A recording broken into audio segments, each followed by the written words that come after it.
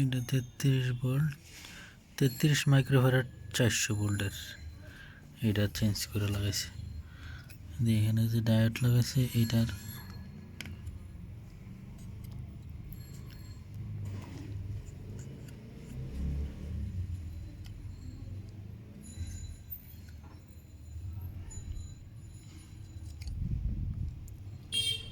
VR